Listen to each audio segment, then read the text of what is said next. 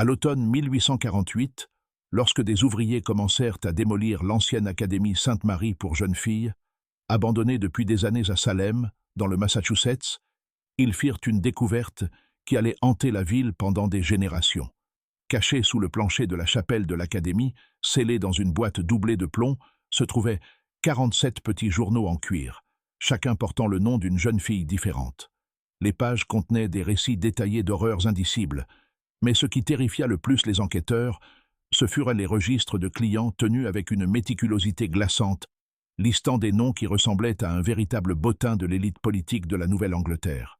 Le Commonwealth du Massachusetts fit immédiatement sceller ces découvertes, invoquant des raisons de sécurité publique, et à ce jour, ces documents demeurent classifiés dans les archives de l'État. Ce que je m'apprête à vous raconter provient de témoignages qui n'étaient pas destinés à voir la lumière du jour, des documents que des familles puissantes ont désespérément tenté d'enterrer, ainsi que la confession sur son lit de mort d'une femme qui porta ses secrets pendant 60 ans. Si vous êtes de ceux qui cherchent la vérité derrière les secrets les plus sombres de l'Amérique, de ceux qui n'ont pas peur de regarder dans les ombres du passé de notre nation, alors cette histoire est pour vous. Mais je dois vous avertir, ce qui s'est produit à l'Académie Sainte-Marie remet en question tout ce que nous pensions savoir sur la respectabilité, le pouvoir et l'innocence dans la Nouvelle-Angleterre du XIXe siècle. Avant de plonger dans cet abîme de corruption humaine, abonnez-vous si vous êtes assez courageux pour découvrir les mystères que d'autres n'osent pas raconter. Et dites-moi dans les commentaires de quel état vous écoutez, car cette horreur aurait pu se produire n'importe où. Laissez-moi maintenant vous ramener à une époque où le mal portait le masque de la vertu. Salem, dans le Massachusetts, en 1811, était une ville encore hantée par son passé infâme, mais déterminée à se réinventer comme un phare de droiture morale et de progrès éducatif. Les procès des sorcières de 1692 avaient laissé une tache indélébile sur la réputation de la communauté, et au début du XIXe siècle, les familles dirigeantes de Salem cherchaient désespérément des moyens de restaurer le prestige de leur ville aux yeux de la société de la Nouvelle-Angleterre. C'est dans cette atmosphère de rédemption et de renouveau que la famille Fairfax arriva, apportant avec elle des références impeccables et une vision qui allait captiver l'élite locale. Victoria Fairfax était une femme d'une présence remarquable, grande, élégante, avec des yeux gris acier qui semblaient sonder l'âme de ceux qu'ils fixaient. Née dans une riche famille de planteurs de Virginie, elle avait reçu la meilleure éducation accessible aux femmes de son rang, étudiant la littérature et les langues à Philadelphie avant de passer 2 années à Londres, où elle s'imprégna des philosophies éducatives les plus modernes. Son mari, le docteur Cornelius Fairfax, était mort lors d'une épidémie de fièvre jaune à Charleston, la laissant veuve à 32 ans, avec un héritage considérable et un désir ardent de consacrer sa vie à l'élévation morale de la jeune féminité. Lorsque Victoria annonça son intention de fonder l'Académie Sainte-Marie pour jeunes filles à Salem, les dirigeants congrégationalistes de la ville accueillirent de son projet avec enthousiasme. Voici une femme de raffinement évident et de vertu chrétienne, proposant d'offrir une éducation gratuite aux orphelines et aux jeunes filles pauvres, tout en acceptant également des élèves payantes issues de familles respectables. L'Académie enseignerait non seulement la lecture, l'écriture et l'arithmétique, mais aussi la musique, le français, les travaux d'aiguille et surtout une instruction morale enracinée dans les valeurs protestantes. Le bâtiment que Victoria choisit pour son académie avait une histoire aussi complexe que Salem elle-même. Cet imposant manoir géorgien de 3 étages, situé sur Beacon Hill, avait été construit en 1787 par le marchand Samuel Hartwell, qui avait fait fortune dans le commerce avec la Chine. Après la mort de Hartwell en 1809, la propriété était restée vide, ses fenêtres sombres dominant le port de Salem comme des yeux morts. Les habitants murmuraient que la maison était maudite. 3 familles différentes avaient tenté d'y vivre, et chacune avait fui en quelques mois, évoquant des bruits étranges et une atmosphère oppressante qui semblait peser sur elle comme un poids physique. Mais Victoria Fairfax ne montra aucune crainte face à ces superstitions. Elle acheta la propriété pour une fraction de sa valeur estimée et entreprit immédiatement d'importants travaux de rénovation. Les ouvriers ajoutèrent une aile comprenant une chapelle, ornée de vitraux représentant des scènes de la vie de sainte, et construisirent des dortoirs pouvant accueillir 30 jeunes filles, une salle à manger pouvant en recevoir 50, et surtout une série de chambres privées au 3e étage que Victoria décrivait comme des salles de méditation où les élèves pourraient réfléchir à leur développement spirituel dans la solitude. 2 membres de sa famille rejoignirent Victoria dans cette noble entreprise. Evangeline Fairfax, sa sœur cadette, était une femme frêle, aux cheveux prématurément grisonnants et aux mains légèrement tremblantes lorsqu'elle parlait, un état qu'elle attribuait à une fièvre contractée durant l'enfance. Malgré son apparence fragile, Evangeline possédait un don remarquable pour la musique et les langues, et elle devint la principale professeure de ces matières à l'académie. Sa voix, lorsqu'elle chantait des hymnes pendant les offices, était réputée si belle que même les marins les plus endurcis interrompaient leur travail pour écouter lorsque le chant descendait des fenêtres de l'école. Le 3e membre du triumvirat Fairfax était Bartholomew Fairfax, beau-frère de Victoria, un homme dont la présence semblait projeter une ombre même en plein soleil. Grand, décharné, avec des yeux enfoncés et une voix empreinte d'une autorité absolue, Bartholomew avait passé 15 ans comme prédicateur itinérant dans les États du Sud, avant de répondre à l'appel de Victoria pour devenir l'aumônier de l'Académie. Ses sermons sur la corruption du monde moderne et la vulnérabilité particulière des jeunes femmes face aux tentations de Satan étaient légendaires dans toute la région. Les parents qui l'entendaient prêcher se sentaient à la fois terrifiés pour le salut spirituel de leur fille et reconnaissant qu'un gardien aussi vigilant veille sur elle à l'Académie Sainte-Marie. L'établissement ouvrit officiellement ses portes le 15 septembre 1811, dans une atmosphère de grande célébration. Le maire de Salem assista à la cérémonie d'inauguration, aux côtés de plusieurs législateurs de l'État et de l'évêque du diocèse épiscopal du Massachusetts. Le discours inaugural de Victoria, prononcé depuis les marches de l'Académie, tandis que les feuilles d'automne tourbillonnaient autour de sa robe de soie noire, évoquait la création d'un sanctuaire du savoir, où les jeunes filles pourraient développer à la fois leurs capacités intellectuelles et leur force morale, protégées des influences corruptrices d'un monde de plus en plus dominé par le commerce et le vice. Les premières élèves de l'Académie Sainte-Marie formaient un groupe soigneusement sélectionné de 23 jeunes filles âgées de 12 à 17 ans. Certaines provenaient de familles respectables de Salem et payaient les frais de scolarité élevés de $50 par an, une somme représentant plusieurs mois de salaire pour un ouvrier. Mais la mission déclarée de Victoria était d'aider les plus démunis.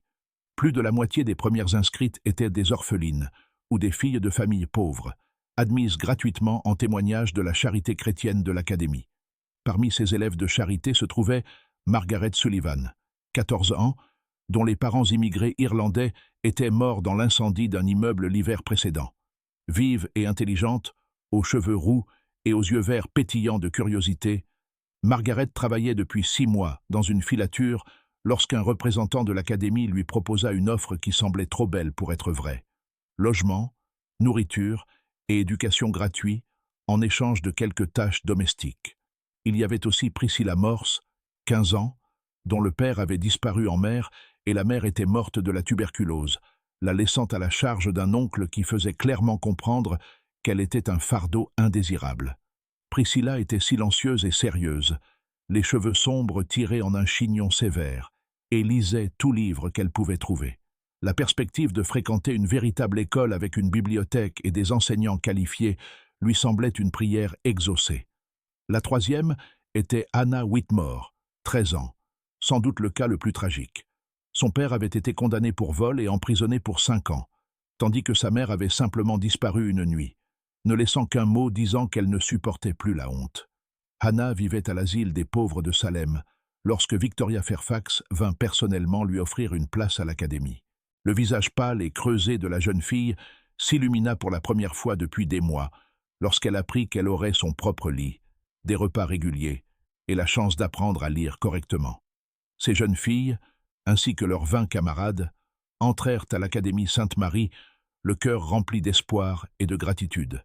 Elles ne savaient pas qu'elles pénétraient dans un piège soigneusement conçu, que la femme qui promettait de protéger leur vertu s'apprêtait à leur voler leur innocence, et que l'élégant manoir géorgien surplombant le port de Salem deviendrait leur prison, leur cauchemar, et pour beaucoup d'entre elles, leur tombe.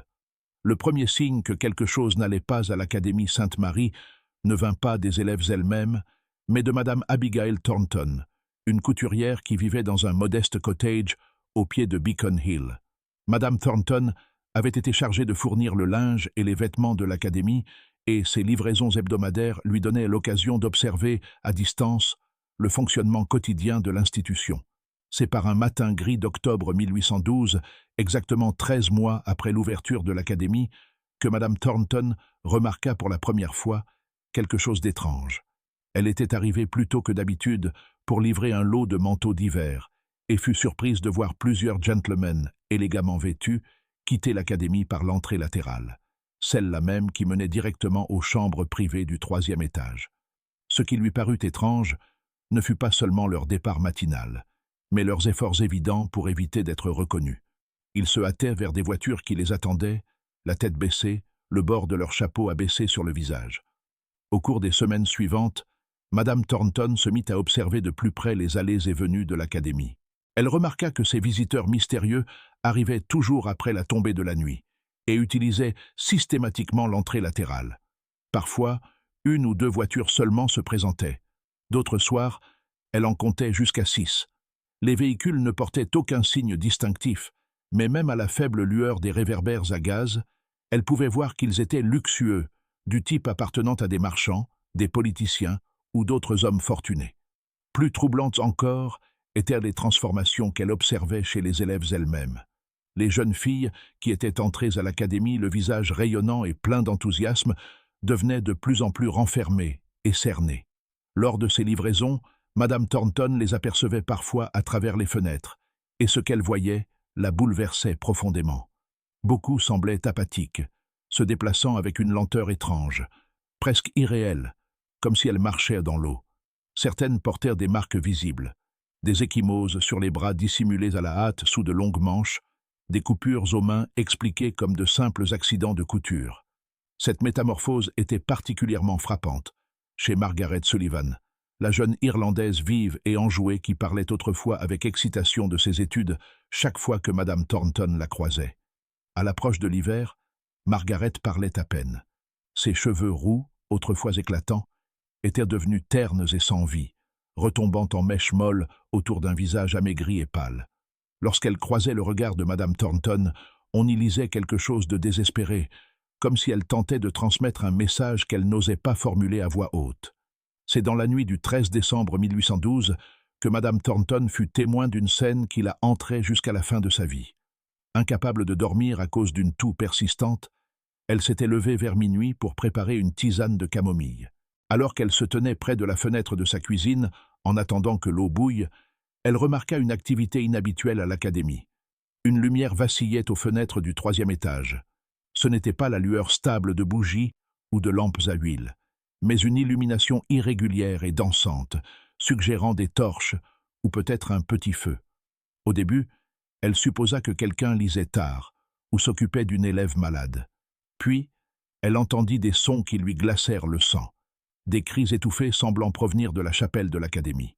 Ces cris étaient intermittents, ne durant que quelques secondes à chaque fois, mais ils étaient indéniablement humains et exprimaient sans équivoque l'agonie ou la terreur. Madame Thornton plaqua son visage contre la vitre froide, essayant de mieux distinguer la scène. Les fenêtres de la chapelle brillaient de cette même lumière vacillante, et elle distinguait des silhouettes floues se déplaçant à l'intérieur. Les cris continuèrent par intermittence pendant près d'1 heure, entrecoupés de silences qui étaient, d'une certaine manière, encore plus angoissants que les cris eux-mêmes. Lorsque le matin arriva, Madame Thornton se convainquit qu'elle avait dû se tromper, que la fièvre et l'épuisement lui avaient fait imaginer ces choses. Mais lors de sa livraison suivante à l'académie, 3 jours plus tard, elle apprit qu'une élève, la jeune Hannah Whitmore, était morte subitement dans la nuit du 13 décembre. Victoria Fairfax, vêtue de vêtements de deuil qui la rendaient étrangement plus imposante que véritablement affligée, expliqua que la jeune fille avait succombé à une fièvre soudaine, malgré les meilleurs efforts du médecin de l'académie. Les funérailles eurent lieu le lendemain matin dans la chapelle de l'établissement, lors d'une petite cérémonie privée à laquelle seul le personnel et les élèves assistèrent. Madame Thornton n'y fut pas conviée, mais elle entendit les hymnes descendre de la colline, chantés par des voix qui semblaient plus craintives que réellement endeuillées. La belle soprano d'Evangeline Fairfax s'élevait au-dessus des autres, mais même sa voix angélique ne parvenait pas à masquer la note de désespoir qui semblait imprégner toute la cérémonie. Hannah Whitmore fut enterrée dans le petit cimetière derrière l'académie, sous une simple croix de pierre portant seulement son nom et ses dates de naissance et de décès. Aucun membre de la famille n'assista à la cérémonie, puisqu'elle n'avait plus de famille, un fait que Victoria Fairfax mentionna avec ce qui ressemblait davantage à de la satisfaction qu'à de la tristesse. Dans les semaines qui suivirent à la mort d'Anna, Madame Thornton remarqua que plusieurs autres élèves semblaient souffrantes. Elles se déplaçaient plus lentement, parlaient encore moins souvent et manifestaient la même apathie que celle observée chez Anna durant ces derniers jours. Lorsqu'elle s'enquit discrètement de leur santé, Victoria Fairfax l'assura que les jeunes filles subissaient simplement les effets normaux d'un programme d'études intensif combiné à la discipline morale nécessaire à leur développement spirituel. Les jeunes filles issues de milieux aussi défavorisés, expliqua Victoria d'une voix ferme et cultivée, nécessitent souvent une période d'adaptation importante avant de pouvoir pleinement adopter le mode de vie raffiné que nous leur offrons ici. Certaines trouvent cette transition plus difficile que d'autres, mais les soupçons de Madame Thornton n'étaient pas si faciles à dissiper. Elle commença à noter soigneusement quels élèves semblèrent les plus affectés et remarqua un schéma inquiétant. Les jeunes filles, les plus touchées, étaient presque toujours parmi les plus pauvres, celles qui n'avaient aucune famille pour s'inquiéter de leur sort, ni de ressources financières pour quitter l'académie si elles l'avaient souhaité. Les élèves payantes, bien que plus réservées qu'à leur arrivée, conservaient un teint plus sain et une vivacité plus marquée dans le regard. Ce schéma devint impossible à ignorer lorsqu'en février 1813, 2 autres élèves moururent en l'espace d'une semaine. Priscilla Morse, la jeune fille discrète qui aimait tant lire, fut retrouvée morte dans son lit un mardi matin, apparemment décédée paisiblement dans son sommeil. 3 jours plus tard, Mary Catherine O'Brien, une autre orpheline irlandaise, succomba à ce qui fut décrit comme une fièvre cérébrale après une brève maladie marquée par de violentes convulsions. Les 2 jeunes filles furent enterrées dans le cimetière de l'académie lors de la même cérémonie simple qui avait accompagné la mort d'Anna. Leurs décès furent signalés aux autorités municipales. Cependant, comme le cousin du docteur Fairfax, le docteur Edmund Fairfax, occupait à la fois le poste de médecin de l'académie et celui de coroner officiel du district, les morts furent officiellement attribuées à des causes naturelles, sans enquête supplémentaire. Madame Thornton se retrouva déchirée entre ses soupçons grandissants et la conscience qu'elle n'était qu'une simple couturière, sans preuves autres que ses propres observations. Qui la croirait si elle suggérait que quelque chose de sinistre se produisait dans l'académie de jeunes filles, la plus prestigieuse de Salem? Victoria Fairfax était respectée dans toute la communauté, louée pour ses œuvres de charité et son dévouement à l'éducation.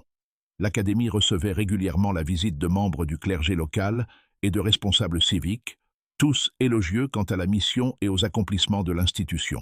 Pourtant, Madame Thornton ne parvenait pas à chasser de son esprit l'image de ces lumières vacillantes dans les fenêtres de la chapelle, ni le souvenir de ces cris étouffés résonnant dans la nuit de décembre.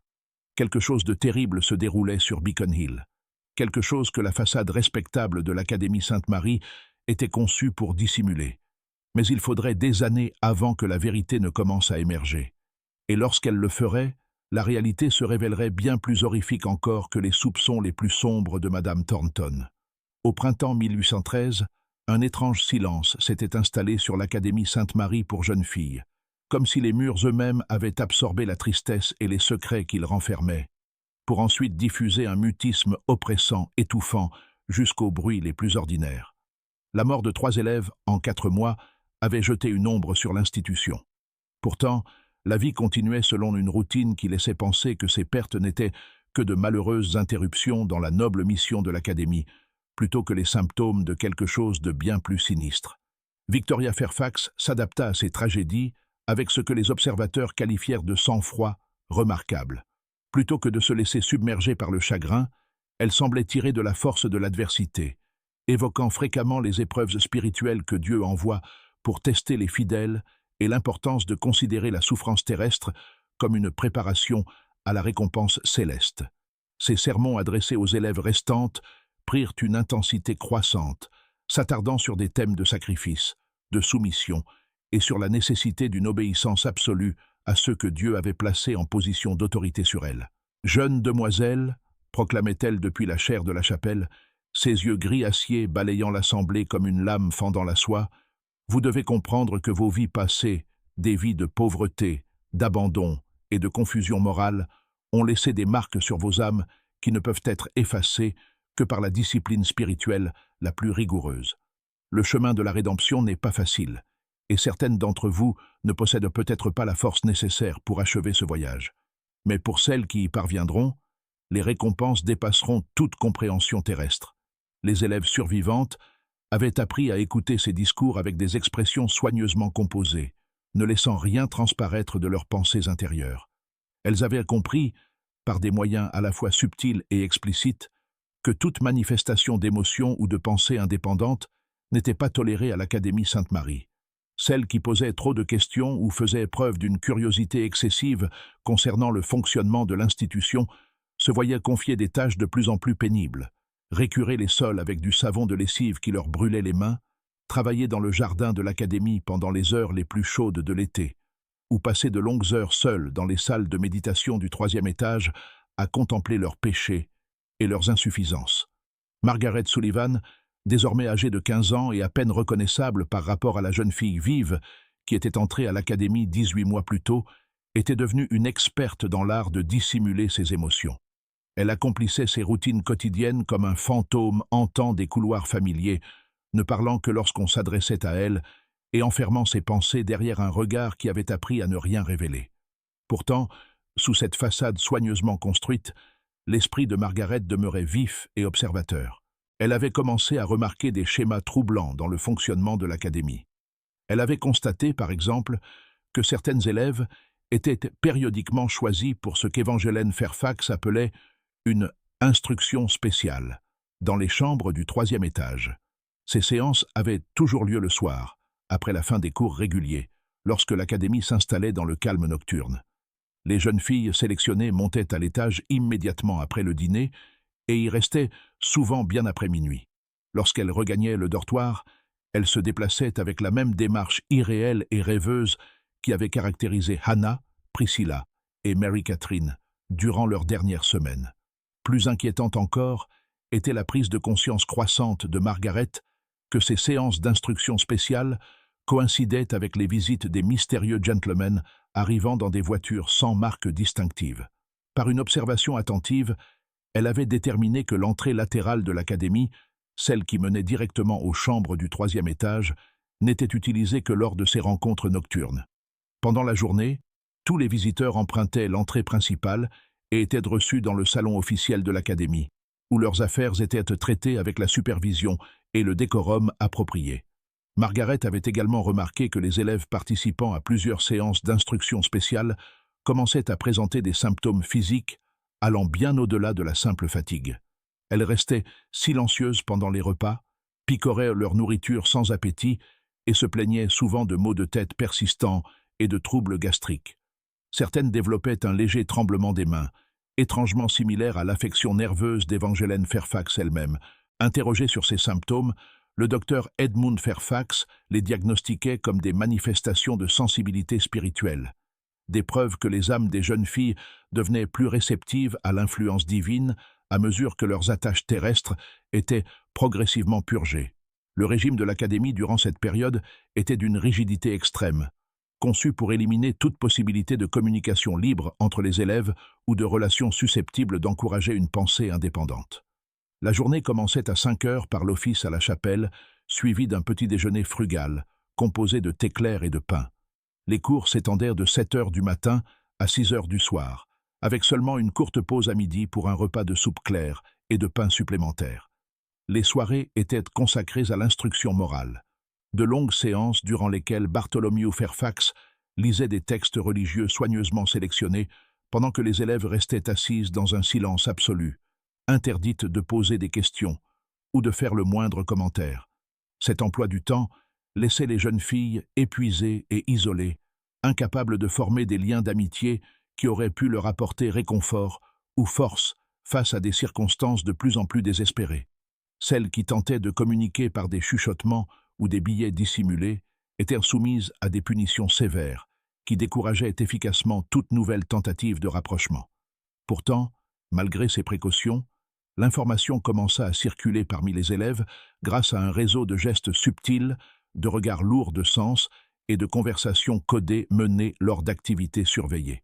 Margaret Sullivan devint une chef officieuse de ce système clandestin de communication, utilisant sa position d'une des élèves les plus anciennes encore en vie pour recueillir et diffuser des informations sur la véritable nature de l'institution. Par ces canaux secrets, elle apprit que les séances d'instruction spéciale impliquaient bien plus qu'un enseignement religieux. Les jeunes filles, ayant subi ces expériences, racontaient qu'on leur faisait boire un thé au goût étrange qui les rendait étourdies et désorientées, suivi d'activités dont elles avaient ensuite du mal à se souvenir clairement. Certaines se rappelaient avoir été vêtues de tenues inhabituelles, des robes blanches ressemblant davantage à des linceuls funéraires qu'à des vêtements ordinaires. D'autres se souvenaient avoir été contraintes de participer à des cérémonies impliquant des bougies, de l'encens et des prières récitées dans des langues qu'elles ne reconnaissaient pas. Le plus troublant de tous était le récit concernant les gentlemen présents lors de ces séances. Les jeunes filles décrivèrent des hommes de divers âges, tous bien habillés et manifestement aisés, parlant avec l'accent de l'éducation et du raffinement, mais dont le regard révélait une avidité instinctivement terrifiante. Ces hommes observaient les cérémonies depuis des chaises disposées autour des chambres du 3e étage, participant parfois aux prières et aux rituels, mais conservant toujours une autorité distante, suggérant qu'ils n'étaient donc pas de simples spectateurs, mais des acteurs à part entière de ce qui se déroulait là. À mesure que l'hiver laissait place au printemps 1813, Margaret commença à comprendre qu'elle et ses camarades étaient piégés dans une situation bien plus dangereuse qu'une simple fraude éducative ou un fanatisme religieux. Elles étaient prisonnières d'une institution qui se présentait comme un sanctuaire de savoir et de développement moral, mais qui fonctionnait comme quelque chose de bien plus sinistre, exigeant la destruction systématique de l'esprit des jeunes femmes et, en définitive, de leur vie. Cette prise de conscience la remplit d'un mélange de terreur et de détermination dont l'intensité la surprit elle-même. Elle avait survécu plus longtemps qu'Anna, Priscilla et Mary-Catherine, mais elle voyait les mêmes symptômes commencer à apparaître chez elle et chez d'autres. Les mains tremblantes, la fatigue persistante, la difficulté croissante à se concentrer même sur des tâches simples. Tout indiquait que le processus qui avait emporté la vie de ses amis était désormais à l'œuvre sur elle aussi. Mais Margaret Sullivan n'avait pas enduré 2 années de pauvreté, d'abandon et de souffrance pour se rendre sans combattre. Au fil du printemps 1813, elle commença à élaborer un plan désespéré, un plan qui garantirait soit sa liberté, soit que la vérité sur l'Académie Sainte-Marie ne mourrait pas avec elle. La façade de respectabilité soigneusement construite de l'institution s'apprêtait à affronter son premier véritable défi. Il faudrait encore des années pour que l'ampleur complète des crimes de la famille Fairfax soit révélée au monde. L'occasion que Margaret Sullivan attendait se présenta sous la forme de mademoiselle Constance Hartwell, une jeune femme dont l'arrivée à l'Académie Sainte-Marie en septembre 1813 allait devenir le catalyseur d'événements que Victoria Fairfax n'aurait jamais pu anticiper.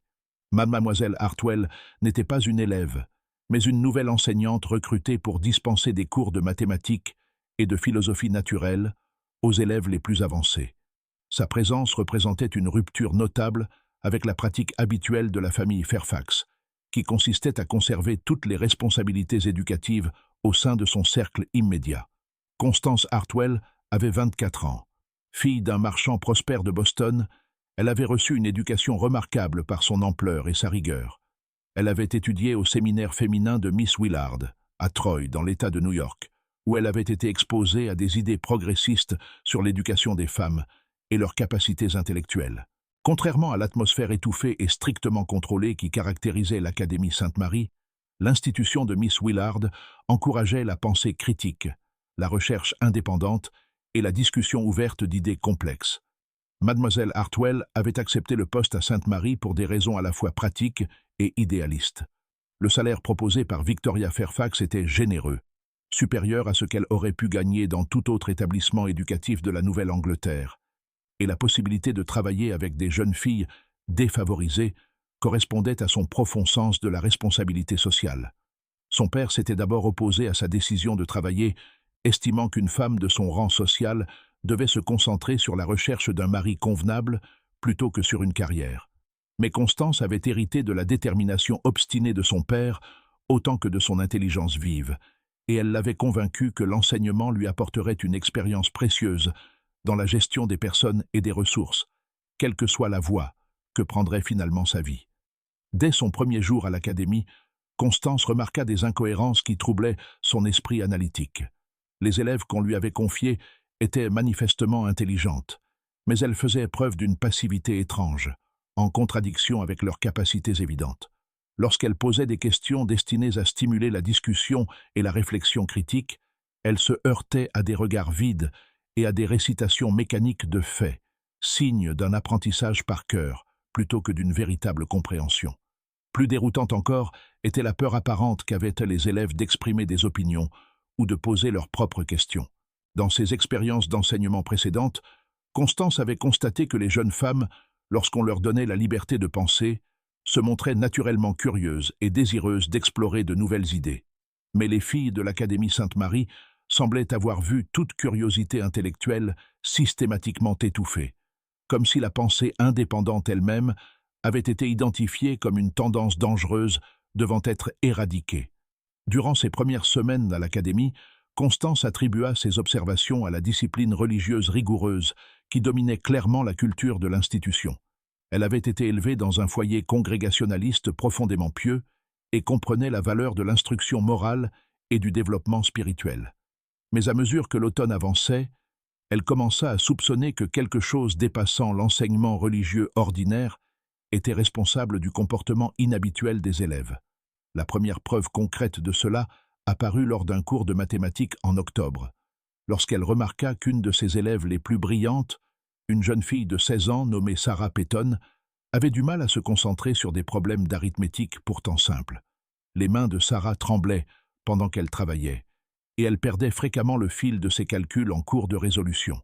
Lorsque Constance s'enquit doucement de ses difficultés, la réponse de Sarah fut à la fois révélatrice et inquiétante. « Je suis désolée, mademoiselle Hartwell », murmura Sarah en jetant un regard nerveux vers la porte de la classe, comme si elle craignait d'être entendue. « Parfois, mon esprit se brouille, comme s'il y avait un brouillard dans ma tête qui m'empêche de penser clairement. Le docteur Fairfax dit que c'est parce que mon esprit est en train d'être purifié, mais je me souviens qu'avant de venir ici, je réfléchissais beaucoup plus clairement. » Cette conversation planta les premières graines d'une inquiétude sérieuse dans l'esprit de Constance. Elle commença à observer plus attentivement l'état physique de ses élèves, et ce qu'elle vit l'alarma profondément. Beaucoup présentaient des symptômes qui lui rappelaient des patients qu'elle avait vus lors d'une épidémie de choléra à Boston l'année précédente. Non pas les symptômes spécifiques de cette maladie, mais la même apparence générale d'empoisonnement systémique. Elles étaient pâles, apathiques, et se plaignaient fréquemment de maux de tête et de troubles gastriques. Plusieurs avaient développé le même tremblement qui affectait Evangeline Fairfax, et la plupart montraient des signes de perte de poids importante, malgré les affirmations de l'Académie selon lesquelles elle recevait une alimentation adéquate. Les soupçons grandissants de Constance furent confirmés lorsqu'elle découvrit que son accès à certaines parties de l'Académie était strictement limité. On lui avait attribué des quartiers au 2e étage, mais le 3e étage était déclaré interdit à tout le personnel, à l'exception des membres de la famille Fairfax. Lorsqu'elle demanda innocemment si elle pouvait utiliser l'une des salles du 3e étage pour des cours particuliers, la réaction de Victoria Fairfax fut immédiate et catégorique. « Mademoiselle Hartwell », dit Victoria, ses yeux gris acier fixant Constance avec une intensité à la fois captivante et troublante. « Je suis certaine que vous comprenez qu'une institution comme la nôtre doit maintenir certaines limites et certains protocoles. Le 3e étage abrite des chambres de méditation réservées aux élèves suivant une instruction spirituelle avancée. L'atmosphère y est consacrée, si l'on peut dire, et nous ne pouvons risquer de la contaminer par des activités profanes, aussi bien intentionnées soient-elles. » La fermeté de cette interdiction, combinée au malaise évident de Victoria lorsque le sujet fut abordé, convainquit Constance que le 3e étage recelait des secrets que la famille Fairfax était déterminée à protéger. Elle se mit à observer plus attentivement les routines nocturnes de l'Académie, notant des schémas d'activité que Madame Thornton avait aperçus depuis son cottage, mais qui restaient invisibles pour la plupart des résidents de l'institution. C'est au cours de l'une de ces observations discrètes que Constance rencontra pour la première fois Margaret Sullivan dans des circonstances qui allaient sceller une alliance entre elles. Un soir de novembre, alors que la pluie tambourinait contre les fenêtres de l'Académie et que le vent hurlait autour de ses murs, Constance revenait de la bibliothèque lorsqu'elle remarqua une silhouette se déplaçant furtivement dans le couloir menant à l'entrée latérale. La personne était manifestement une élève, mais elle ne portait pas la robe grise en laine servant d'uniforme à l'académie. Elle était vêtue d'une robe blanche qui semblait luire dans la faible lumière des lampes à huile du couloir.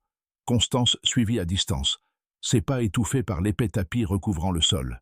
Elle observa la silhouette, qu'elle reconnut alors comme étant Margaret Sullivan, s'approcher de l'entrée latérale et coller son oreille contre la porte. Margaret resta ainsi plusieurs minutes, écoutant manifestement quelque chose de l'autre côté, avant de se retourner et de rebrousser chemin. Lorsqu'elle aperçut Constance dans l'ombre, les deux jeunes femmes se figèrent, incertaines de la conduite à tenir. L'instant s'étira entre elles, chargées de la reconnaissance mutuelle qu'elles s'étaient toutes deux livrées à des activités sévèrement punies si elles venaient à être découvertes. Finalement, Margaret fit un pas en avant, ses yeux verts rencontrant ceux de Constance avec une intensité mêlant désespoir et détermination. « Mademoiselle Hartwell » murmura-t-elle, sa voix à peine audible au-dessus du bruit de la pluie contre les fenêtres. « J'ai besoin de vous parler, mais pas ici et pas maintenant. Demain, pendant votre cours de mathématiques, demandez-moi de rester après pour discuter de mon travail. J'ai des choses à vous dire que vous devez absolument connaître. » Le cours de mathématiques du lendemain se déroula avec une lenteur agonisante, mais enfin les autres élèves furent renvoyés, et Margaret resta comme convenu. Ce qu'elle raconta à Constance durant l'heure suivante bouleversa toutes les certitudes de la jeune enseignante concernant l'Académie Sainte-Marie et lança les deux femmes dans une quête désespérée de preuves capables de révéler la vérité sur les crimes de la famille Fairfax. Le récit de Margaret était à la fois détaillé et terrifiant. Elle décrivit les séances d'instruction spéciale dans des termes presque cliniques, suggérant qu'elle observait et analysait le fonctionnement de l'Académie avec la rigueur méthodique d'une enquêtrice aguerrie. Elle expliqua la succession des décès d'élèves, les mystérieux visiteurs nocturnes et les preuves croissantes que les jeunes filles étaient systématiquement empoisonnées par des substances obscurcissant leur esprit et affaiblissant leur corps. Le plus choquant fut la théorie de Margaret sur le véritable objectif de l'Académie, fondée sur des conversations surprises, des comportements observés et les témoignages d'élèves ayant subi l'instruction spéciale. Elle croyait que l'Académie Sainte-Marie n'était pas un établissement d'enseignement, mais une vaste opération de recrutement destinée à fournir de jeunes femmes pour le divertissement d'hommes riches et puissants. L'éducation et l'instruction religieuse n'étaient que des façades destinées à préserver la réputation de l'institution, tandis que la véritable activité se déroulait au 3e étage, dans les chambres, à la faveur de l'obscurité. « Ils ne se contentent pas de nous tuer, mademoiselle Hartwell », conclut Margaret, la voix ferme malgré l'ampleur de ses révélations. « Ils nous détruisent d'abord. Notre esprit, notre volonté, notre capacité à résister ou à fuir. Et quand nous sommes trop faibles pour nous battre, ils nous utilisent jusqu'à ce que nous mourions. Anna, Priscilla, Mary-Catherine. Elles ne sont pas mortes de fièvre ou de maladie du cerveau. Elles ont été assassinées, aussi sûrement que si quelqu'un leur avait planté un couteau dans le cœur. » Constance écouta ce témoignage avec une horreur grandissante et la certitude maladive que l'analyse de Margaret était juste. Trop de pièces du puzzle s'imbriquaient avec une perfection inquiétante pour qu'il s'agisse du produit d'une imagination débordante. Les mains tremblantes, les esprits embrumés, les visiteurs mystérieux, le contrôle rigide de l'information et des déplacements, tout pointait vers une conspiration d'un mal presque inimaginable. Mais même en acceptant la véracité des révélations de Margaret, Constance comprenait l'ampleur du défi auquel elle faisait face. La famille Fairfax était respectée à Salem et au-delà. Victoria était considérée comme un pilier de la vertu chrétienne. Évangélène était aimée pour ses talents musicaux et son caractère doux, et la réputation de Bartholomew comme prédicateur puissant lui avait valu des admirateurs dans toute la Nouvelle-Angleterre. Des accusations portées contre de telles personnes par une couturière de conditions modestes et une élève de charité seraient rejetées comme de la calomnie née de la jalousie ou d'une prétendue instabilité mentale. Elles auraient besoin de preuves, des éléments concrets et irréfutables des crimes commis à l'Académie Sainte-Marie. Et elles devraient obtenir ces preuves sans alerter la famille Fairfax de leurs soupçons, car toutes deux savaient qu'être découvertes signifierait une mort certaine. L'Académie avait déjà démontré sa capacité à éliminer des témoins gênants tout en maintenant une façade de respectabilité. Alors que l'hiver s'installait à Salem en 1813, deux femmes entamèrent un jeu dangereux du chat et de la souris avec leur geôlier, cherchant les preuves susceptibles de sauver les élèves survivantes et d'exposer l'une des entreprises criminelles les plus sophistiquées de l'histoire américaine. Mais elles n'étaient pas les chasseuses dans ce jeu. Elles étaient la proie, et leurs adversaires disposèrent de ressources, de relations et d'une cruauté que ni l'une ni l'autre ne comprenaient pleinement.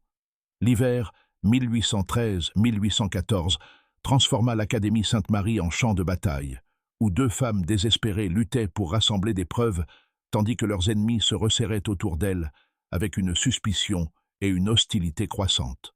Constance Hartwell et Margaret Sullivan avaient formé une alliance improbable. Une jeune femme instruite issue de la bourgeoisie marchande de Boston et une orpheline irlandaise qui avait appris à survivre par la souffrance. Mais leurs origines différentes devinrent un atout lorsqu'elles mirent en place une opération de renseignement sophistiquée à l'intérieur même des murs de l'Académie. Leur première percée vint de l'accès légitime de Constance aux zones administratives de l'établissement. En tant qu'enseignante, elle était autorisée à utiliser le bureau de Victoria Fairfax à certaines heures pour préparer ses cours et corriger les devoirs. Durant ces séances, elle commença à examiner systématiquement les dossiers et documents que Victoria conservait dans son bureau verrouillé. Une tâche rendue possible grâce au talent d'enfance de Margaret pour crocheter les serrures, acquis pendant ses mois de misère dans les rues de Salem avant son entrée à l'Académie. Ce qu'elles découvrirent dépassa leurs pires craintes. Cachés sous des dossiers scolaires ordinaires et une correspondance apparemment anodine, se trouvaient des registres détaillés de transactions financières sans aucun rapport avec ce qu'un établissement éducatif légitime aurait dû tenir. Les entrées étaient rédigées dans un système codé, mais le schéma devint clair une fois la structure comprise. Chaque élève se voyait attribuer un numéro et sa progression était suivie à travers une série d'évaluations n'ayant rien à voir avec la réussite scolaire. Le sang de Margaret se glaça lorsqu'elle découvrit sa propre fiche. Sujet 12. MS. Cheveux roux, yeux verts, 15 ans. Conditionnement progressant lentement. Résistance supérieure à la moyenne. Recommandé augmentation du dosage et période d'isolement prolongée. Intérêt client modéré mais constant. Transition estimée vers la phase finale, 3 à 4 mois. Le détachement clinique de ces notes était peut-être plus terrifiant encore qu'une cruauté ouverte. Les jeunes filles n'étaient pas considérées comme des êtres humains, mais comme un stock, suivi et géré avec la même efficacité froide qu'un marchand utiliserait pour inventorier des rouleaux de tissu ou des barils de farine. Pire encore, les registres contenaient des préférences de clients qui se lisaient comme un catalogue de perversions humaines. Certains hommes préféraient des filles à plus jeunes, d'autres spécifiaient des caractéristiques physiques, et quelques-uns demandaient des tempéraments particuliers, timides, rebelles, ou ce qui était euphémiquement décrit comme brisés. La preuve la plus accablante prit la forme d'une correspondance entre Victoria Fairfax et ses clients. Ces lettres, rédigées de la main élégante de Victoria, discutaient des arrangements avec une franchise, ne laissant aucun doute sur le véritable objectif de l'Académie. Une lettre datée du 15 novembre 1813, adressée à une personne identifiée seulement comme l'honorable G. Ben contenait des détails qui donnèrent physiquement la nausée aux deux femmes. Mon cher ami, j'ai le plaisir de vous informer que la jeune personne au sujet de laquelle vous vous êtes renseigné a réalisé des progrès significatifs dans sa préparation. Les difficultés de tempérament que vous aviez mentionnées ont été en grande partie résolues grâce à nos méthodes d'instruction spécialisées, et je pense qu'elle répondra à vos exigences élevées d'ici une quinzaine de jours.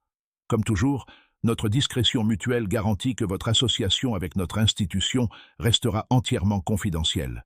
Votre contribution habituelle de $200 sera reçue avec la plus vive reconnaissance. Le caractère systématique de l'opération apparut clairement à mesure qu'elle découvrait d'autres documents. L'Académie servait de centre d'approvisionnement et de conditionnement pour un réseau de clients fortunés à travers la Nouvelle-Angleterre et au-delà. Les jeunes filles n'étaient pas simplement exploitées, elles étaient méthodiquement brisées par une combinaison de drogue, de manipulation psychologique et de violence physique jusqu'à devenir des victimes dociles, louées à des clients ou vendues purement et simplement à ceux prêts à payer des sommes élevées. La mort d'élèves comme Anna, Priscilla et Mary Catherine n'était pas accidentelle, mais faisait partie du modèle économique. Les filles jugées trop résistantes au conditionnement, trop malades pour être rentables ou représentant un risque pour la sécurité étaient éliminés par des surdoses soigneusement administrées de laudanum et d'autres substances. Leur décès était ensuite attribué à des causes naturelles. Le docteur Edmund Fairfax, fournissant les certificats médicaux nécessaires pour éviter toute enquête officielle. À mesure que Constance et Margaret rassemblaient en ces preuves, elles prirent conscience que leurs propres activités étaient surveillées. Victoria Fairfax avait toujours été observatrice, mais son attention à l'égard du comportement de Constance devint plus intense et plus ciblée. Lors des réunions du personnel, Victoria posait des questions apparemment innocentes sur les plans de cours de Constance, ses interactions avec les élèves et son opinion sur les méthodes éducatives de l'académie. Mais sous cette politesse se cachait une intelligence prédatrice, évaluant chaque réponse à la recherche du moindre signe de soupçon ou de déloyauté. La pression augmenta brutalement en janvier 1814, lorsqu'une autre élève mourut dans des circonstances qui ne pouvaient plus être qualifiées de coïncidence. Elizabeth Morrison, 14 ans, issue d'une famille paysanne pauvre, était à l'académie depuis seulement 4 mois, lorsqu'on la retrouva morte dans son lit un mardi matin. Contrairement aux décès précédents, attribués à des fièvres ou à des maladies cérébrales, Elizabeth ne présentait aucun signe de maladie avant sa mort. Elle ne s'était tout simplement pas réveillée, comme si sa vie avait été discrètement éteinte pendant la nuit. L'examen du corps par le docteur Edmund Fairfax fut expéditif, durant moins de 10 minutes avant qu'il ne déclare la cause du décès comme une défaillance cardiaque due à une excitation spirituelle. Mais Constance, qui avait observé Elizabeth de près durant ses cours de mathématiques, savait que la jeune fille ne montrait aucun signe de trouble cardiaque. Elle était pâle et apathique comme les autres, mais restait l'une des élèves les plus vives, capable de poser des questions intelligentes et de manifester un réel intérêt pour ses études. Plus inquiétant encore était le moment choisi pour la mort d'Elizabeth. Margaret avait confié à Constance qu'Elizabeth avait été sélectionnée pour une instruction spéciale 3 soirs consécutifs avant sa mort, et qu'elle semblait particulièrement bouleversée après ces séances.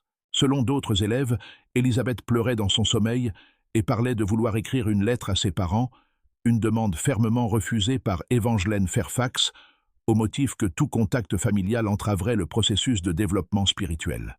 La nuit suivant les funérailles d'Elizabeth, Constance prit une décision qui lui apporterait soit les preuves nécessaires, soit la mort.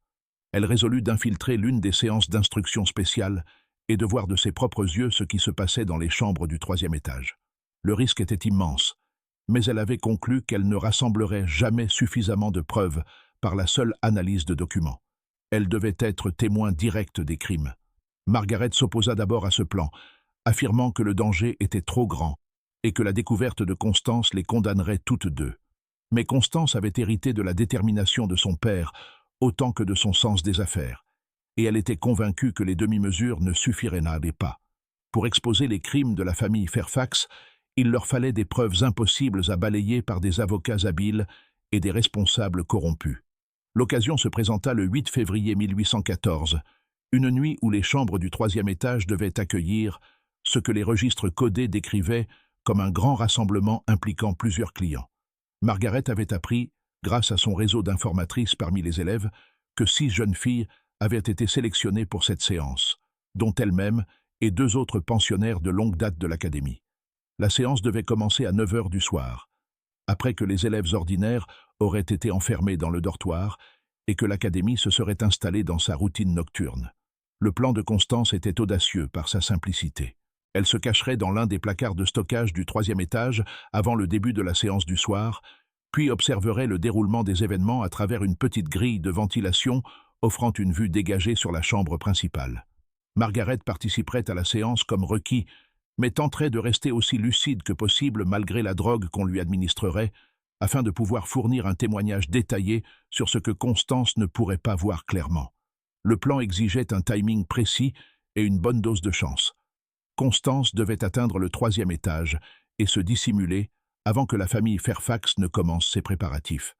Elle devait également s'assurer que son absence de la routine du soir ne soit pas remarquée. Elle résolut ce problème en affirmant souffrir d'un violent mal de tête nécessitant qu'elle se retire tôt dans sa chambre, où elle prétendait passer la soirée à lire et à préparer ses cours pour le lendemain. À 8h30, tandis que l'académie s'enfonçait dans son calme du soir, Constance quitta discrètement sa chambre et emprunta l'escalier de service menant au 3e étage. Les marches grincèrent de façon inquiétante sous son poids, chaque bruit lui semblant résonner dans le bâtiment comme un coup de feu. Elle s'arrêta à chaque palier, tendant l'oreille à la moindre alerte, avant de poursuivre sa montée prudente. Le 3e étage était faiblement éclairé par des lampes à huile, disposées à intervalles réguliers le long du couloir. L'atmosphère était lourde de l'odeur de l'encens et d'une autre senteur encore, douce et écœurante, qui rappela à Constance le laudanum qu'on lui avait autrefois administré lors d'une intervention dentaire.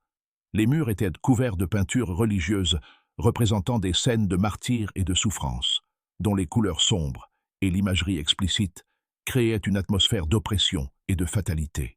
Constance localisa le placard de stockage qu'elle avait repéré lors de sa reconnaissance et en ouvrit soigneusement la porte.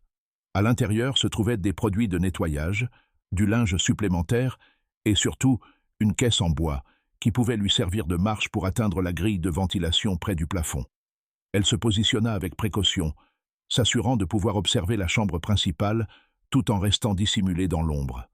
À exactement 9 heures, elle entendit des pas dans le couloir et le murmure de plusieurs voix parlant à voix basse, avec urgence. À travers la grille, elle observa Evangeline Fairfax entrer dans la pièce, portant un plateau d'argent chargé de délicates tasses en porcelaine. Derrière elle, arriva Bartholomew Fairfax, vêtu de robe cérémonielle, qui transformait sa silhouette déjà imposante en quelque chose tout droit sorti d'un cauchemar médiéval. Mais ce fut Victoria Fairfax qui domina la pièce dès son entrée, sa présence emplissant l'espace d'une autorité à la fois magnétique et terrifiante. Elle avait troqué sa robe noire habituelle pour une somptueuse robe de soie violette foncée, ornée de symboles que Constance ne reconnut pas, mais qui semblaient pulser d'une signification malveillante à la lumière vacillante des lampes. La chambre elle-même avait été transformée de sa fonction habituelle en une parodie pervertie de sanctuaire religieux. Des bougies brûlaient dans de riches candélabres disposés tout autour de la pièce, leurs flammes projetant des ombres dansantes sur des murs couverts de tapisseries représentant des scènes qui soulevaient le cœur de Constance. Au centre se trouvait une estrade recouverte de soie blanche, entourée de chaises disposées en cercle parfait. Avec une horreur croissante, Constance vit les 6 élèves sélectionnés être conduites dans la pièce. Margaret était parmi elles, ainsi que Sarah Peyton et 4 autres jeunes filles, dont Constance connaissait les noms grâce à ses registres de classe. Toutes portèrent les mêmes robes blanches que Margaret avait déjà observées auparavant, et toutes se déplaçaient avec cette démarche irréelle, suggérant qu'elles avaient déjà été droguées. Mais l'horreur véritable commença avec l'arrivée des clients. Par l'entrée latérale, entrèrent 6 hommes, tous élégamment vêtus et manifestement fortunés, leurs visages affichant l'assurance de ceux qui ont l'habitude de voir leurs désirs satisfaits, quel qu'en soit le coût pour autrui. Constance en reconnut au moins 3, un marchand influent de Salem, un législateur de l'État venu de Boston et un juge dont la réputation de rectitude morale lui avait valu des louanges dans toute la Nouvelle-Angleterre. Ce qu'elle vit au cours des 2 heures suivantes la hanterait pour le reste de sa vie. L'instruction spéciale se révéla être un rituel élaboré d'exploitation et de violence, exécuté avec une précision cérémonielle qui le rendait encore plus terrifiant qu'une brutalité chaotique. Les élèves drogués étaient manipulés et abusés, tandis que les clients observaient et participaient. Leurs actes guidés par les directives liturgiques de Bartholomew Fairfax et accompagnés par les performances musicales obsédantes d'Evangeline. Victoria Fairfax orchestrait l'ensemble avec l'efficacité d'un metteur en scène, veillant à ce que les préférences de chaque client soient satisfaites, tout en maintenant la façade religieuse qui semblait offrir une couverture psychologique aux participants. Les jeunes filles n'étaient pas traitées comme des êtres humains, mais comme des objets sacrés au cœur d'une cérémonie blasphématoire. Leur souffrance était transformée en quelque chose que les participants pouvaient interpréter comme spirituel plutôt que criminel. Lorsque la séance prit fin et que les clients quittèrent les lieux par l'entrée latérale, Constance resta cachée dans son placard pendant encore 1 heure, trop bouleversée pour bouger et craignant que le moindre bruit ne trahisse sa présence. Elle avait obtenu les preuves dont elle avait besoin, mais elle avait aussi appris quelque chose qui la remplissait de désespoir. L'ampleur et la sophistication de l'opération menée par les Fairfax rendaient évident que les affronter exigerait des ressources et des relations que Margaret et elle ne possédaient tout simplement pas. Le réseau d'hommes puissants, fréquentant l'Académie Sainte-Marie, comptait des juges, des législateurs, des marchands et des membres du clergé, des individus ayant l'autorité nécessaire pour étouffer des enquêtes, discréditer des témoins et faire passer toute accusation contre la famille Fairfax pour les fantasmes de femmes prétendument instables. Même si Constance et Margaret parvenaient à s'échapper de l'académie et à contacter les autorités, leurs paroles se heurteraient à celles de certains des hommes les plus respectés de la Nouvelle-Angleterre. Lorsqu'elle regagna enfin sa chambre à l'aube, Constance comprit qu'elle faisait face à un choix terrible, une mort certaine si elle se taisait, ou une mort probable si elle tentait de révéler la vérité. Mais elle portait aussi la certitude que des dizaines d'autres jeunes filles souffriraient et mourraient si l'Académie poursuivait ses activités sans être inquiétée. Le jeu du chat et de la souris était entré dans sa phase finale, et les enjeux ne pouvaient être plus élevés.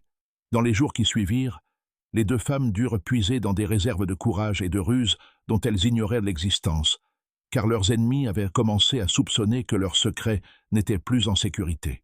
La fin commença le 14 février 1814, une date qui resterait à jamais gravée dans la mémoire de Constance Hartwell, non comme la Saint-Valentin, mais comme le matin où le masque de Victoria Fairfax glissa définitivement. Constance se réveilla pour trouver un billet glissé sous sa porte, rédigé de l'élégante écriture de Victoria. « Mademoiselle Hartwell, veuillez me rejoindre dans mon bureau immédiatement après l'office du matin. Nous avons des affaires urgentes à discuter concernant votre avenir au sein de cette institution. » Le ton était d'une politesse superficielle, mais Constance en percevait clairement la menace sous-jacente. Quelque chose avait alerté Victoria sur ses activités nocturnes, et cette rencontre déterminerait sans doute si elle vivrait assez longtemps pour voir un autre coucher de soleil. Alors qu'elle s'habillait, les mains tremblantes malgré ses efforts pour rester calme, Constance se demanda si Margaret avait reçu une convocation similaire ou si sa jeune complice avait déjà été réduite au silence pendant la nuit. L'office du matin fut une étude de tension à peine contenue. Victoria dirigeait la cérémonie avec sa prestance habituelle, mais Constance remarqua de subtils signes d'agitation. Un léger tremblement dans sa voix lorsqu'elle lisait les écritures, une tendance à agripper la chair avec une force inhabituelle, et surtout la façon dont ses yeux gris acier revenaient sans cesse balayer les élèves assemblés, comme si elle procédait à un inventaire. Margaret était présente parmi les autres jeunes filles, mais elle semblait plus lourdement droguée que d'ordinaire. Ses yeux verts, habituellement vifs d'intelligence même lorsqu'ils étaient embrumés par le laudanum, paraissaient presque vides, et elle oscillait légèrement lorsqu'elle se tenait debout pendant les cantiques. Lorsque leurs regards se croisèrent de brièvement à travers la chapelle, l'expression de Margaret transmit un message qui glaça Constance jusqu'aux os. Elle savait qu'elles avaient été découvertes et se résignait au sort qui les attendait.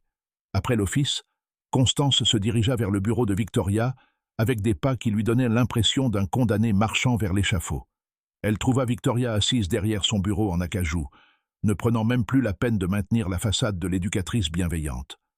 La femme qui leva les yeux à l'entrée de Constance était une prédatrice ayant enfin acculé sa proie et savourant l'instant précédant la mise à mort. « Veuillez vous asseoir, mademoiselle Hartwell, » dit Victoria, sa voix portant la menace soyeuse d'une lame enveloppée de velours. « Nous avons beaucoup de choses à discuter. » Constance prit le siège indiqué, luttant pour conserver une expression neutre.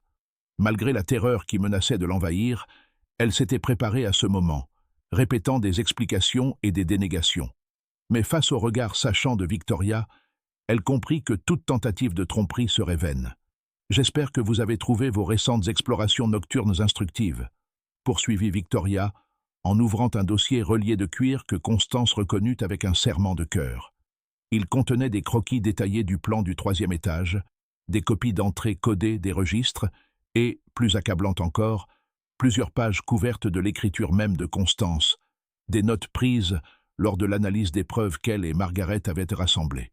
Ce dossier représentait des semaines d'enquête minutieuse, mais aussi une faille de sécurité catastrophique que Victoria n'aurait pu découvrir par une simple surveillance ordinaire. Quelqu'un les avait trahis, quelqu'un qui avait eu accès aux papiers privés de Constance et connaissait leurs activités. « Vous semblez surprise ?» observa Victoria, en notant son choc. « Pensiez-vous vraiment que votre espionnage amateur passerait inaperçu dans une institution où l'information était notre bien le plus précieux? Ma chère mademoiselle Hartwell, nous surveillons vos activités depuis votre 3e semaine ici. Chaque document consulté, chaque conversation avec les élèves, chaque escapade nocturne, tout a été soigneusement observé et consigné. La révélation frappa Constance comme un coup physique. Si Victoria avait su depuis le début, alors tout ce qu'elles avaient découvert avait été toléré, voire orchestré. Les preuves qu'elles croyaient avoir dérobées avaient été délibérément laissées à leur portée. La question était « Pourquoi ?» Victoria sembla lire dans ses pensées. « Vous vous demandez pourquoi nous vous avons laissé poursuivre votre petite enquête alors que nous aurions pu vous éliminer à tout moment. La réponse est simple. Vous nous étiez utile. Votre présence a constitué un excellent test de nos procédures de sécurité et nous a aidés à identifier des faiblesses dans nos protocoles opérationnels. Plus important encore, vos activités nous ont permis de repérer un problème potentiel qui se développait chez certaines élèves.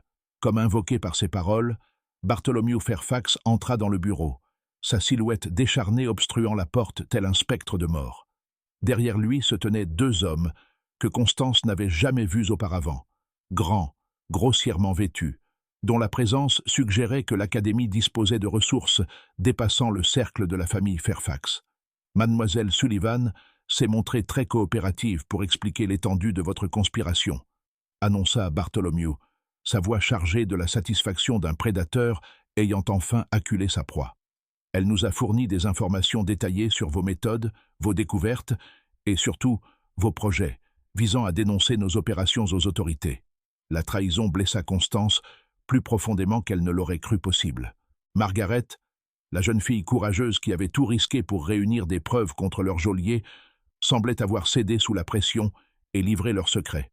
Pourtant, même alors que cette pensée menaçait de briser son esprit, Constance remarqua quelque chose dans le regard de Bartholomew, suggérant que la situation était plus complexe qu'elle n'y paraissait. Victoria se leva et vint se placer juste devant Constance, sa présence imposante remplissant tout son champ de vision.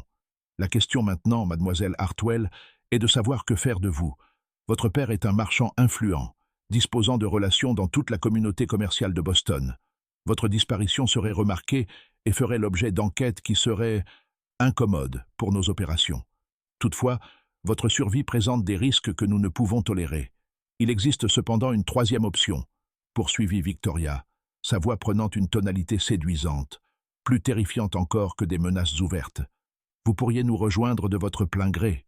Votre éducation et vos relations sociales feraient de vous un atout précieux pour notre organisation. Nous avons des opérations dans d'autres villes nécessitant une gestion sophistiquée et vos talents seraient généreusement récompensés par des postes d'autorité réels. L'offre se présentait comme un choix véritable, mais Constance en comprenait la réalité sous-jacente. Accepter signifiait devenir complice de la destruction systématique de vies innocentes. Refuser signifiait la mort, probablement maquillée en accident ou en maladie soudaine, suscitant la compassion plutôt que le soupçon. Il n'existait pas de troisième voie, du moins aucune que Victoria consentait à reconnaître. Alors que Constance cherchait une réponse susceptible de lui faire gagner du temps, une agitation éclata dans le couloir devant le bureau. Des cris résonnèrent dans le bâtiment, suivis de pas lourds et de portes violemment ouvertes. L'expression de Victoria passa de la satisfaction prédatrice à la confusion, puis à quelque chose qui ressemblait à de la peur. La porte vola en éclats, laissant entrer un groupe d'hommes portant les uniformes bleus de la constabulary de l'État du Massachusetts, mené par un officier grand et sévère, dont la présence transforma immédiatement la dynamique de la pièce. Derrière les constables, apparut une silhouette qui fit bondir le cœur de Constance d'un espoir presque impossible. Margaret Sullivan, les yeux verts brûlants d'une détermination farouche, bien vivante. « Victoria Fairfax », déclara le constable en chef, « vous êtes en état d'arrestation pour conspiration, enlèvement et meurtre. Bartholomew Fairfax et Evangeline Fairfax, vous êtes également arrêtés pour les mêmes chefs d'accusation. » Puis, s'adressant aux deux hommes robustes, « Messieurs, vous resterez ici pour interrogatoire. » Le sang-froid de Victoria se brisa pour la première fois depuis que Constance la connaissait. « C'est absurde !»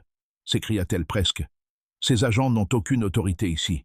Il s'agit d'un établissement privé dûment agréé par le Commonwealth. » Mais le constable demeura inflexible. « Madame, nous disposons de témoignages sous serment de multiples témoins, de preuves documentaires de conspiration criminelle et de récits oculaires de crimes commis en ces lieux. Vous nous suivrez paisiblement ou nous emploierons la force nécessaire. » Alors que les constables passaient les menottes aux membres de la famille Fairfax, Margaret s'approcha de Constance, le visage mêlant triomphe et épuisement. « Je suis désolée de ne pas avoir pu te le dire, » murmura-t-elle. Quand ils m'ont confronté il y a 2 jours, j'ai compris que c'était notre seule chance. Ils pensaient que j'étais brisé, que je trahirais tout pour me sauver. À la place, je leur ai dit exactement ce qu'ils voulaient entendre, tout en trouvant un moyen d'alerter les autorités. Le plan exécuté par Margaret était d'une audace et d'un désespoir stupéfiants. Confrontée par Bartholomew à propos de ses activités, elle avait effectivement tout avoué, mais l'avait convaincu que sa coopération était motivée par la peur et qu'elle ferait n'importe quoi pour éviter la punition. Sous ce masque d'obéissance, elle avait obtenu l'accès à des zones normalement interdites aux élèves, notamment l'entrée latérale reliant l'académie à l'extérieur. Aux premières heures du matin, alors que ses geôliers la croyaient lourdement droguée et confinée, Margaret s'était échappée et avait gagné le poste de constabulary de Salem. Son récit des crimes commis à l'Académie Sainte-Marie avait d'abord suscité le scepticisme, mais la précision des noms, dates et transactions financières qu'elle fournissait convainquit les autorités de lancer une enquête immédiate. Plus encore, Margaret put remettre au constable une liste de clients influents devant visiter l'académie le soir même. Une liste comprenant plusieurs juges et législateurs dont la corruption ne pourrait être dissimulée s'ils étaient arrêtés en flagrant délit d'exploitation d'enfants drogués. La perspective de révéler un tel scandale galvanisa les autorités, les poussant à surmonter leurs réticences habituelles, à s'attaquer à des institutions respectées et à des citoyens puissants. Alors que la famille Fairfax était emmenée enchaînée, son empire d'exploitation soigneusement bâti commença à s'effondrer avec une rapidité stupéfiante. En quelques heures, les constables arrêtèrent le docteur Edmund Fairfax dans son cabinet privé, tandis que d'autres agents sécurisaient les archives de l'académie et interrogeaient les élèves survivantes. Le réseau d'hommes puissants ayant fréquenté l'établissement se retrouva menacé d'exposition et de disgrâce, leurs noms apparaissant dans les documents saisis et les témoignages désormais impossibles à étouffer. Mais peut-être la preuve la plus accablante provenait-elle d'une source inattendue, Madame Abigail Thornton, la couturière dont les premiers soupçons avaient été balayés comme les fantasmes d'une femme de condition modeste, ne comprenant rien au fonctionnement des institutions respectables. Lorsque les enquêteurs l'interrogèrent, ils découvrirent qu'elle tenait des registres détaillés de ses observations depuis plus de 2 ans, documentant les mystérieux visiteurs nocturnes, les lumières étranges dans les fenêtres de la chapelle et la détérioration progressive des élèves qu'elle avait observée lors de ses livraisons. Son témoignage apporta une corroboration cruciale au récit de Margaret et de Constance, transformant leurs accusations, jusque-là perçues comme les paroles de témoins supposément partiaux, en un ensemble cohérent de preuves impossibles à écarter ou à expliquer. La femme que l'on avait ignorée en raison de son statut social devint ainsi le témoin clé dont les observations ancrèrent solidement l'accusation. Le procès de la famille Fairfax devint l'une des procédures judiciaires les plus sensationnelles de l'histoire du Massachusetts. Il révéla une corruption atteignant les plus hauts niveaux de la société de la Nouvelle-Angleterre et mit en lumière la vulnérabilité des pauvres et des sans-voix face à l'exploitation par ceux qui se présentaient comme des piliers de vertu morale. Cependant, l'ampleur totale de leurs crimes ne fut comprise qu'après que les enquêteurs eurent eu le temps d'analyser l'ensemble des documents et d'interroger tous les survivants disposés à témoigner. L'enquête complète sur l'Académie Sainte-Marie dura près de 6 mois et révéla une opération d'une ampleur et d'une sophistication stupéfiantes qui avait fonctionné presque sans être inquiétée pendant près de 3 ans. Lorsque le bilan final fut établi, les enquêteurs déterminèrent que 43 jeunes femmes étaient mortes à l'Académie, non de cause naturelle, comme l'indiquait leur certificat de décès, mais à la suite d'empoisonnements systématiques destinés à éliminer les témoins et à se débarrasser des victimes devenues trop endommagées pour rester rentables.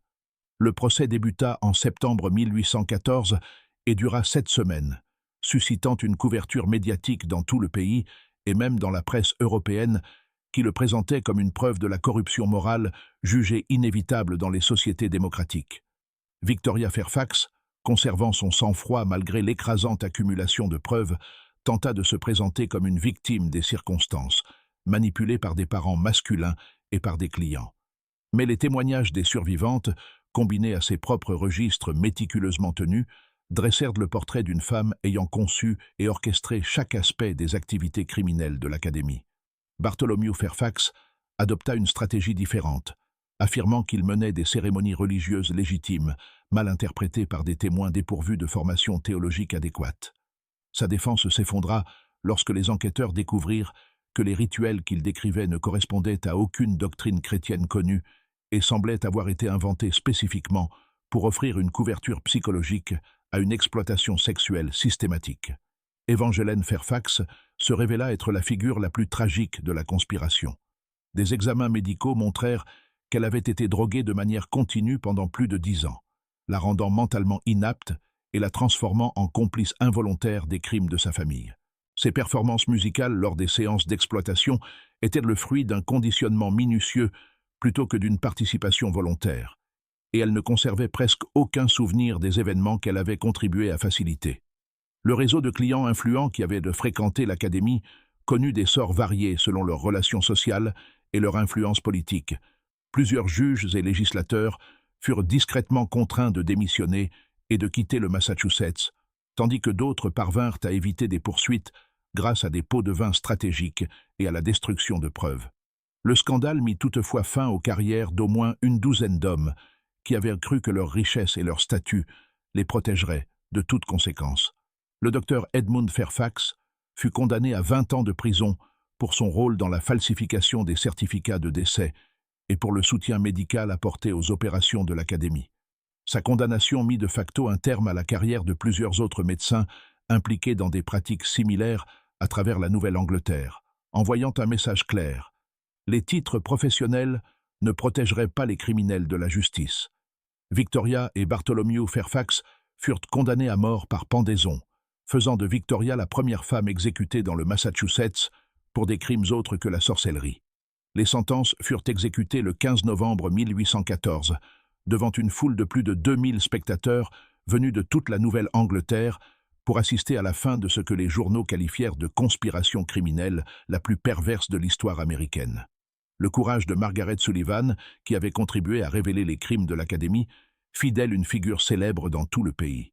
Les journaux la présentèrent comme un symbole de la vertu triomphant de la corruption. Elle utilisa sa notoriété pour plaider en faveur d'une meilleure protection des enfants orphelins et pauvres, et fonda finalement sa propre institution éducative légitime à Boston, offrant un enseignement gratuit aux jeunes filles issues de milieux défavorisés. Son académie fonctionna avec succès pendant plus de 30 ans et forma des centaines de jeunes femmes qui devinrent enseignantes, infirmières et militantes. Constance Hartwell retourna à Boston après le procès et épousa un collègue enseignant partageant son engagement en faveur de la réforme éducative. Ensemble, ils fondèrent une école progressiste mettant l'accent sur la pensée critique et la recherche indépendante plutôt que sur l'apprentissage mécanique et l'obéissance aveugle à l'autorité. Constance consacra le reste de sa vie à faire en sorte que les établissements éducatifs soient soumis à une surveillance et à des inspections régulières, afin d'empêcher les abus isolés comme ceux qui avaient prospéré à l'Académie Sainte-Marie. Le bâtiment de l'Académie fut démoli en 1815, les matériaux étant vendus pour contribuer à indemniser les familles des victimes. Le site resta vacant pendant plus de 20 ans avant d'être aménagé en parc public dédié à la mémoire des jeunes filles qui y étaient mortes. Un monument simple, érigé grâce à des dons venus de toute la Nouvelle-Angleterre, porte les noms des 43 victimes, ainsi qu'une inscription. Elles furent oubliées du monde, mais pas de l'histoire. L'impact le plus durable du scandale de l'Académie Sainte-Marie fut les changements qu'il entraîna dans la réglementation et la surveillance des établissements éducatifs. Le Massachusetts devint le premier État à exiger des inspections régulières de toutes les écoles, en particulier celles accueillant des populations vulnérables, et à imposer la tenue de registres détaillés, soumis à un contrôle officiel. Ces réformes furent progressivement adoptées par d'autres États et devinrent le fondement des systèmes modernes de supervision éducative. Mais l'héritage le plus important de cette affaire fut peut-être le précédent qu'elle établit. Elle démontra que la richesse, la position sociale et l'autorité religieuse ne pouvaient pas protéger des criminels de poursuite lorsque des preuves suffisantes étaient présentées par des témoins crédibles. La condamnation de la famille Fairfax et de leurs clients influents montra que la justice américaine, lorsqu'elle fonctionne correctement, peut tenir pour responsables même les membres les plus puissants de la société. L'histoire de l'Académie Sainte-Marie nous rappelle combien il est facile pour des institutions conçues pour protéger les plus vulnérables d'être corrompues par ceux qui voient dans la faiblesse une occasion d'exploitation. Elle nous montre que le mal porte souvent le masque de la vertu, que la respectabilité peut dissimuler des crimes indicibles, et que le courage d'individus prêts à tout risquer pour la vérité peut, en fin de compte, triompher de la corruption systémique. Lors du procès, Margaret Sullivan déclara « Il pensait que nous étions impuissantes, parce que nous étions pauvres, parce que nous étions jeunes, parce que nous étions seuls. Ils pensaient pouvoir nous utiliser et nous jeter sans conséquence, convaincus que personne ne croirait notre parole face à la leur. Mais ils ont oublié que même les plus faibles peuvent trouver une force immense lorsqu'ils s'unissent pour la vérité. Aujourd'hui, plus de 2 siècles après ces événements, nous sommes toujours confrontés aux mêmes défis fondamentaux. Protéger les plus vulnérables contre ceux qui cherchent à les exploiter. S'assurer que les institutions servent réellement leur mission déclarée plutôt que des intérêts cachés. Et conserver le courage de dire la vérité au pouvoir, même lorsque cela exige d'énormes sacrifices personnels. Les jeunes filles mortes à l'Académie Sainte-Marie n'ont pas été oubliées par l'histoire. Leur récit continue de nous rappeler que le prix à payer pour laisser le mal prospérer est toujours plus élevé que celui de l'affronter. Leurs voix, réduites au silence par leurs bourreaux, mais préservées dans les témoignages des survivantes et dans les archives de leurs souffrances, résonnent encore à travers les siècles avec un message simple et puissant.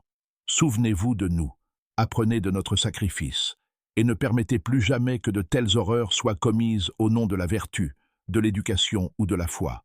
En les honorant, nous honorons non seulement leur mémoire, mais aussi notre devoir de protéger ceux qui ne peuvent se protéger eux-mêmes,